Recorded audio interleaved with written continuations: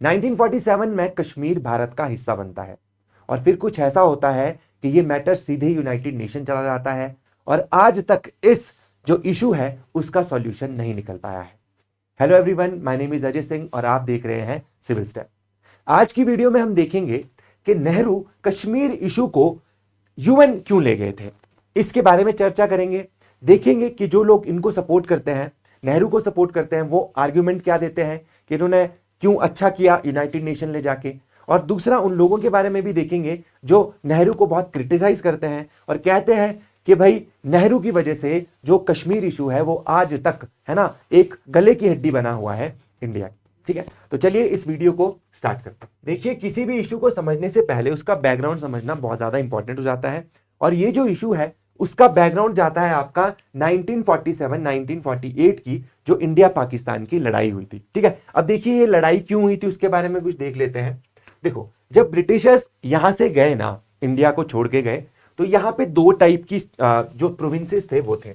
एक थे British India provinces जहां पे ब्रिटिशर्स का डायरेक्टली राज हुआ करता था, और दूसरी थी प्रिंसली स्टेट्स जहां पे इन्होंने जो राजा रजवाड़े हैं, है ना, राजा महाराजा जो थे पिछले टाइम पे, उनके साथ कुछ डील करी थी, है ना। और देखो, जब ब्रिटिशर्स यहां से जाते हैं तो जो ये प्रिंसली स्टेट्स होती है इनको कुछ ऑप्शंस दिए जाते हैं, है ना। इनको दो तरह के ऑप्शंस दिए जाते हैं। या तो इनको बोला जाता है कि वो मेंबर बने, या तो फिर इंडिया के मेंबर बने या पाकिस्तान के मेंबर बने, और दूसरा ऑप्शन दिया जाता है कि वो इंडिपेंडेंट भी रह सकते हैं। इस तरह से जो जम्मू कश्मीर था वहां पे जो राजा थे वो थे महाराजा हरि सिंह। महाराजा हरि सिंह ने सोचा कि भाई जो कश्मीर है उसको हम क्या करेंगे, एक इंडिपेंडेंट देश रखेंगे, है ना। और इंडिया ने जब उनको परस्यू करा कि भाई हमारे साथ आप हमारे में मिल जाओ, तो उन्होंने मना कर दिया, है ना। पाकिस्तान को भी उन्होंने मना करा। पर देखो, पाकिस्तान चाहता था कि वो उसके कब्जे में आए और इंडिया ऑब्वियसली चाहता था कि भाई जो आपका जम्मू कश्मीर है वो इंडिया का पार्ट बने। अब देखो, जब महाराजा हरि सिंह ने मना कर दी इंडिया का पार्ट बनने से, तो यहां पे इंडियन गवर्नमेंट ने इनके साथ कोऑर्डिनेशन बंद कर दिया। ठीक है, अब यहां पे इसी मौके का फायदा उठा के पाकिस्तान ने क्या करा, यहां पे कुछ कबाइलीज जो यहां पे ट्राइबल पीपल थे उनको थोड़ा मोटिवेट करा कि आप जाओ और यहां कश्मीर पे अटैक कर दो। और यहां पे इनका साथ जो पाकिस्तान की आर्मी थी उस टाइम पे उसने भी दिया। तो उन्होंने इस एरिया पे क्या करना स्टार्ट कर दिया, अटैक करना स्टार्ट कर दिया।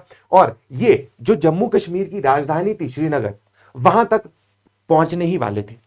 जब ये सिचुएशन हुई तो महाराजा जो हरि सिंह है उनको लगा कि यार ये तो बहुत बड़ी प्रॉब्लम हो जाएगी, है ना। ये पूरा का पूरा एरिया किसको चला जाएगा, पाकिस्तान को चला जाएगा। तो इन्होंने इंडियन गवर्नमेंट से रिक्वेस्ट करी कि भाई आप क्या करो, इंडियन आर्मी को भेजो। बट इंडियन जो गवर्नमेंट है उस टाइम जवाहरलाल नेहरू ने मना कर दिया कि हम फोर्स नहीं भेजेंगे, तब तक फोर्स नहीं भेजेंगे जब तक आप इंस्ट्रूमेंट ऑफ एक्सेशन साइन ना कर दो।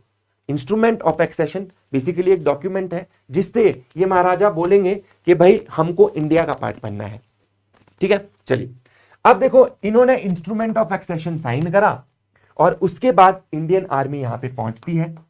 यहां पे एक और स्टोरी है कि जब इंडियन आर्मी यहां पे पहुंचने वाली थी उसकी पिछली रात को, जब महाराजा ये सो रहे थे, तो इन्होंने अपने सर्वेंट को बोल दिया था कि देखो, अगर सुबह तक इंडियन आर्मी नहीं पहुंचेगी तो मेरे को तुम नींद में ही गोली मार देना। बट ऐसा नहीं हुआ, है ना। वहां पे इंडियन आर्मी पहुंच गई, है ना। और फिर जो है प्रॉपर लड़ाई चलती है इंडिया और पाकिस्तान की आर्मीज के बीच में। इंडिया की जो आर्मी है यहां पे बोला जाता है कि काफी ज्यादा अपर एज पे थी, है ना। काफी ज्यादा उन्होंने डिफीट करना भी स्टार्ट कर दिया था पाकिस्तान की फोर्सेस को। पर नेहरू जी इस मुद्दे को यूनाइटेड नेशंस ले गए, है ना। अब यहां पे ये बोला जाता है कि देखो, इंडिया एक स्ट्रेटेजिक एडवांटेज वाली पोजीशन पे था, फिर इस मुद्दे को यूनाइटेड नेशंस क्यों ले जाया गया, है ना। इसी के बारे में हम आने वाली जो स्लाइड्स है उसमें देखेंगे। बट बहरहाल यहाँ पे जो चीजें लिखी है उसको देख लेते हैं। कश्मीर देखो इंडिया में जो शामिल हो गया, है ना, ये हो गया आपका 26 अक्टूबर 1947 को। डेट थोड़ी इंपॉर्टेंट है ना। यहाँ पे in exchange of military aid, ताकि इंडिया उसको मिलिट्री एड दे। यहां पे 1 जनवरी 1948 को India brought the issue to United Nation Security Council. ये यूनाइटेड नेशन सिक्योरिटी काउंसिल में चला गया। India claimed that Pakistan forces and tribal man had attacked Jammu and Kashmir. तो इंडिया की जो टेरिटोरियल इंटेग्रिटी है उसको खतरा है, क्योंकि यहां पे जो पाकिस्तान की फोर्सेस और ट्राइबल मैन ने अटैक कर दिया है जम्मू एंड कश्मीर पे। अब देखो यहाँ पे क्या हुआ, इंडिया ने बोला कि भाई हम यहाँ पे प्लेबिसाइड कराने के लिए भी तैयार है, यहाँ पे हम लोगों का ओपिनियन लेने के लिए भी तैयार हैं, बट पहले ऐसा किया जाए कि जो फोर्सेस हैं इनको बाहर निकाला जाए। ठीक है, जो ये आपकी जो पाकिस्तान की जो फोर्सेस हैं वो बाहर निकले पाकिस्तान ऑक्यूपाइड कश्मीर से, है ना, और फिर यहाँ पे क्या कराया जाएगा, रेफरेंडम कराया जाएगा, प्लेबिसाइड कराया जाएगा और लोगों को डिसाइड करने दिया जाएगा कि कौन इंडिया का मेंबर बनना चाहता है। ठीक है, चलिए। Ongoing conflict prompted Pakistan to deploy its regular army in May 1948। तो मई 1948 आते आते यहाँ पे पाकिस्तान ने अपनी रेगुलर आर्मी को यहाँ पे इंस्टॉल कर दिया था। इसके बाद यूएन में मैटर जाता है और यूएन यहाँ पे एक सीज फायर अनाउंस कर देता है ना, एक जो सीज फायर है इंडिया और पाकिस्तान के बीच में अनाउंस करता है। अल्टीमेटली जो आज आप लाइन ऑफ कंट्रोल देखते हो, है ना, यही लाइन उस टाइम पे डिसाइड की जाती है और तभी ये कहा जाता है कि ये बहुत बड़ा ब्लंडर किया नेहरू ने इस मैटर को यूनाइटेड नेशन में ले जाके। तो देखो यहाँ पे ना, बीइंग एन एस्पिरेंट आपको दोनों पक्ष पता होने चाहिए कि नेहरू जी का क्या पॉइंट ऑफ व्यू था और यहाँ पे जो उनके अगेंस्ट लोग बोलते हैं उनका क्या पॉइंट ऑफ व्यू है। ठीक है, तो चलिए अब देखते हैं कि नेहरू जी इस मुद्दे को यूनाइटेड नेशंस क्यों ले गए। देखो, पहला यहाँ पे रीजन है international legitimacy and peaceful image. देखो यहाँ पे नेहरू जी जो चाह रहे थे, उस टाइम देश आजाद हुआ था नया नया, नेहरू चाह रहे थे कि इंडिया की जो इमेज है वो एक पीस लविंग नेशन की तरह जाए, एक रिस्पॉन्सिबल नेशन की तरह जाए जो कमिटेड है डिप्लोमेसी और नॉन अलाइनमेंट के लिए। ठीक है, बेसिकली यहाँ पे जितनी भी चीजें हो नेगोशिएशन के साथ हो, है ना, पीसफुल रेजोल्यूशन हो, डिस्प्यूट जो है उसका पीसफुल रेजोल्यूशन होना चाहिए। यहाँ पे ये जो है नेहरू जी का फर्स्ट पॉइंट था। सेकेंड है कि प्रिवेंटिंग वॉर विद पाकिस्तान। अभी देश आजाद हुआ है, देश के पास रिसोर्सेज बहुत कम है और अभी जो देश है वो एक वॉर अफोर्ड नहीं कर सकता है। ये भी नेहरू जी के दिमाग में था, इसीलिए ये इस मुद्दे को यूनाइटेड नेशन ले गए और उन्होंने सोचा कि देखो यूनाइटेड नेशन जो है उसमें जो मेंबर्स हैं, परमानेंट मेंबर्स, जैसे यूएसए हो गया, यूके हो गया, वो भी इंडिया को सपोर्ट करेंगे। बिकॉज उन्होंने ही जो राजा रजवाड़े हैं उनको बोला है कि अगर आप इंस्ट्रूमेंट ऑफ एक्सेशन साइन करते हो तो आप जिस कंट्री के साथ जाना चाहो उसके साथ जा सकते हो। अब यहाँ पे हमारे पास फेयर पॉइंट था कि महाराजा हरि सिंह ने जो है ये इंस्ट्रूमेंट ऑफ एक्सेशन साइन करा है तो उनको इंडिया में ही मिलना चाहिए। ठीक है, तो काइंड ऑफ हमारा स्ट्रॉन्ग केस था, हमारे को ये जो इशू है ये हमारे फेवर में सेटल हो सकता था, ये यहाँ पे नेहरू को लगा। आगे देखो यहाँ पे यही चीज कि फेवरेबल यूएन आउटकम वो सोच रहे थे, ये जो सिचुएशन मैंने आपको अभी बताई इसकी वजह से, है ना।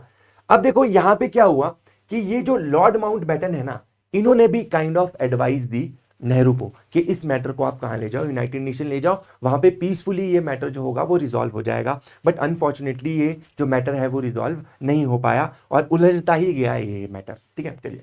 इसके बाद देखो लिमिटेड मिलिट्री प्रिपेयर्डनेस। उस टाइम पे आगे जो 1962 में चाइना के साथ हमारी लड़ाई होती है उसमें हम बुरी तरह से हारते हैं बिकॉज हमारी मिलिट्री उस टाइम रेडी नहीं थी, है ना, डिफेंस इतना ज्यादा हमारा स्ट्रांग नहीं था। तो कहीं ना कहीं नेहरू को यह लग रहा था कि अगर ये कॉन्फ्लिक्ट प्रोलॉन्ग करता है, बहुत लंबा चलता है, तो कहीं ना कहीं जो हमारी मिलिट्री प्रिपेयर्डनेस है वो अभी नहीं है और इस जगह की जो टेरेन है वो भी बहुत डिफिकल्ट है, तो वॉर लड़ना बहुत ज्यादा मुश्किल हो जाएगा। ठीक है, तो ये हैं जो नेहरू की तरफ से पॉइंट आते हैं। अब देखते हैं कि भाई जो नेहरू के अगेंस्ट बोलते हैं वो क्या बोलते हैं, है ना, उनके क्या पॉइंट्स हैं।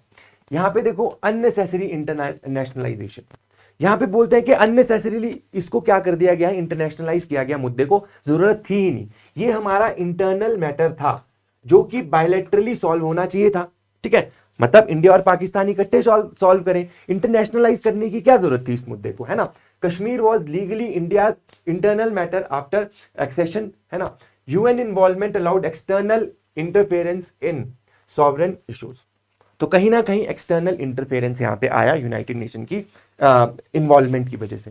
सेकंड है कि इंडिया की जो स्ट्रांग पोजीशन थी उसको वीक कर दिया इस इशू ने। देखो काइंड ऑफ बहुत ज्यादा जो वहां पे मिलिट्री जर्नल्स है ना, है वो भी ये बोलते हैं कि भाई अगर हमारे को कुछ टाइम और मिल जाता तो हम पाकिस्तानियों को हरा के पाकिस्तान ऑक्यूपाइड कश्मीर से बाहर कर देते। ठीक है, तो यहां पे बोला जाता है कि इंडिया की जो पोजीशन थी वो स्ट्रांग थी, इस मुद्दे को यूनाइटेड नेशन में ले जाना एक तरह से आत्महत्या का काम हुआ, है ना। और देखो यूएन मिनेट जो यहाँ पे सीज फायर की गई यूनाइटेड नेशन के द्वारा, उसने यहाँ पे इस इशू को क्या कर दिया, फ्रोज करके रख दिया, इसको फ्रीज कर दिया इशू को, और वहीं पे ये इशू अभी तक वहां पे ही पड़ा हुआ है। ठीक है, चलिए अगला देखो प्लेबिसाइड कॉम्प्लिकेशन। अब यूएन के रेजोल्यूशन ने देखो यहां पे क्या बोला कि प्लेबिसाइट करवाना पड़ेगा। भाई प्लेबिसाइट क्यों करवाना है, जब already instrument of succession sign कर दिया है वहां के जो राजा है उन्होंने, है ना, जो कि ब्रिटिशर्स ने बोला था वही किया है, तो आप क्यों यहां पे अननेसेसरीली प्लेबिसाइट के इशू में पड़ रहे हो। ठीक है, ये भी एक यहां पे रीजन दिया जाता है। इसके अलावा परमानेंट प्लेटफॉर्म फॉर पाकिस्तान, एक तरीके से हम ये इशू वहां ले जाके हमने पाकिस्तान की हेल्प करी है। पाकिस्तान अब क्या कर रहा है कि इस इशू को बार बार वहां पे उस प्लेटफॉर्म पे उठाने का काम करता है, रेपिटेडली इसने ये काम वहां पे किया है। इसके बाद अगर देखा जाए तो यूनाइटेड नेशन सिक्योरिटी काउंसिल की जो पॉलिटिक्स है ना, वो वहां पे जो मेजर पावर्स है ना, उनके हिसाब से ये पॉलिटिक्स वहां पे डिसाइड होती है। बेसिकली इंडिया जो है आफ्टर इंडिपेंडेंस थोड़ा नॉन अलाइंड रहना चाहता था और पाकिस्तान जो है वो लीन कर रहा था यूएसए की तरफ। तो कहीं ना कहीं यूएसए ने किसका साथ दिया होगा और यूके ने किसका साथ दिया होगा, पाकिस्तान का साथ दिया होगा, है ना। तो देखिए ये पूरे जो यहाँ पे आर्ग्यूमेंट्स थे फॉर और अगेंस्ट मैंने बता दिए। आप कमेंट सेक्शन में बताना कि क्या नेहरू जी ने इस मैटर को यूनाइटेड नेशन में ले जाके अच्छा करा या फिर ये उनका सबसे बड़ा ब्लंडर था। आज के लिए फिर इतना ही करते हैं, धन्यवाद। मिलते हैं आपसे नेक्स्ट वीडियो में और इसी तरह की बाकी वीडियोस देखने के लिए हमारे चैनल को सब्सक्राइब करें।